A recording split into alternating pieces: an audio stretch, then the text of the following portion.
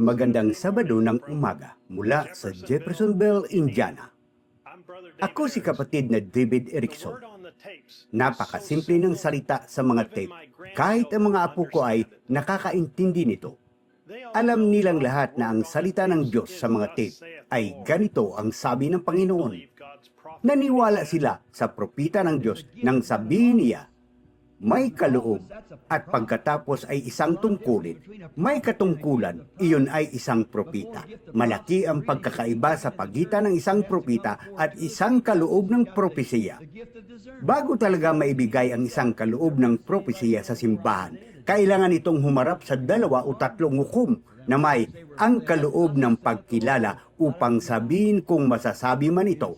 Ngunit wala ka pang nakitang sinumang na tumayo sa harap ni Isaias upang hatulang ito. Kita nyo, siya ay ipinanganak na isang propita. Ngunit ang mga propitang iyon, sila ay taglay nila ang ganito ang sabi ng Panginoon mula pa noong nabubuhay pa sila. Kita nyo, maraming pagkakaiba. Amen. Ngayon ay Disyembre 27, 2025. Ngayon, ang inaabangan, ang pagtitipon ng mga agila sa liham mula sa Branham Tabernacle at kapatid na si Joseph Branham, minamahal na nobya na pinutol. Ngayon, nakalimutan na ng simbahan ang kanilang propita. Hindi na nila siya kailangan para mangaral sa kanilang mga simbahan. Inaangkin nila na mayroon silang mga pastor para mangaral sa kanila at sipiin at bigyang kahulugan ng salita. Mas mahalaga ang pangangaral kaysa pakikinig sa tinig ng Diyos sa mga tape sa kanilang mga simbahan. Ngunit alam ng Diyos na kailangan niya ang kanyang propita. Ganoon niya palagi tinawag at pinamumunuan ang kanyang nobya. Pinutol niya tayo mula sa iba pang mga bansa sa pamagitan ng kanyang espada na may 2 talim, ang kanyang banal na espiritu, ang kanyang tinig na sinasalita ng kanyang propita. Pinutol niya tayo sa pamagitan ng tinig na iyon, kaya nga niya ito ipinarecord at inilagay sa tape sa pamagitan ng Apokalipsis. Nakikita natin kung gaano kaperpekto ang kasulatan. Hindi mahihinog ang nobya maliban kung papahinog ito ng anak. Gaano man karami ang iyong pangangaral, anuman ang iyong gawin, hindi ito mahihinog. Hindi ito maipapakita. Hindi ito mapapatunayan. Tanging sa pamagitan niya na nagsabi, ako ang ilaw ng sanglibutan, ang salita. Sinabi sa atin ng salita na ang banal na espiritu mismo ang darating at magpapahinog sa atin upang bigyan katwiran, patunayan at ipakilala ang kanyang sarili. Dumating na ang liwanag sa gabi.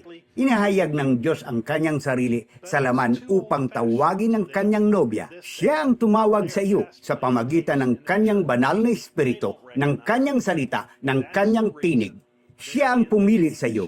Siya ang nagtuturo sa iyo. Siya ang nangunguna sa iyo sa pamagitan ng ang kanyang banal na espiritu, ang kanyang tinig ay direktang nagsasalita sa iyo. Ngunit ito ay masyadong luma na para sa kanila sa panahong ito. Hindi na sila nagpapatugtog ng mga tape sa kanilang mga simbahan. Hindi nila ito nakikilala. Iyan ang dahilan kung bakit sila nasa kalagayan nila ngayon. Ngunit sa iyo, ito ay inihayag na bilang daan na inilaan ng Diyos. Ganito ang sabi ng Panginoon sa iyo.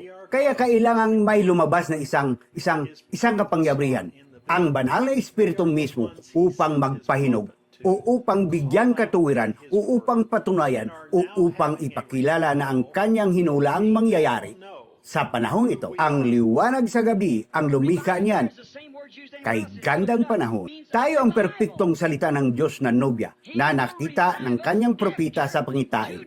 Tayo ang mga isinugo niya sa kanyang propita upang tawagin sa pamagitan ng kanyang salita at ngayon ay nagkakaroon ng muling pagbabago dahil alam na natin ngayon kung sino tayo. Muling mabuhay diyan ang parehong salita na ginamit saan man. Hinanap ko lang, ang ibig sabihin ay isang muling pagkabuhay. Bubuhayin niya tayo pagkatapos ng 2 araw. Iyon ay sa 3 araw ay bubuhayin niya tayong muli pagkatapos niya tayong ikalat at bulagin at punitin. Isinugo ng Ama ang kanyang propita upang bantayan ang kanyang nobya upang hindi tayo maligaw ng hakbang. Tandaan, ito ay isang pangitain. Ang nobya ay dumaan sa parehong posisyon na siya ay nasasimula. Ngunit pinanonood ko siyang lumihis ng hakbang at sinusubukang hilain siya pabalik. Ngunit paano siya mahihila pabalik ng siya ngayon?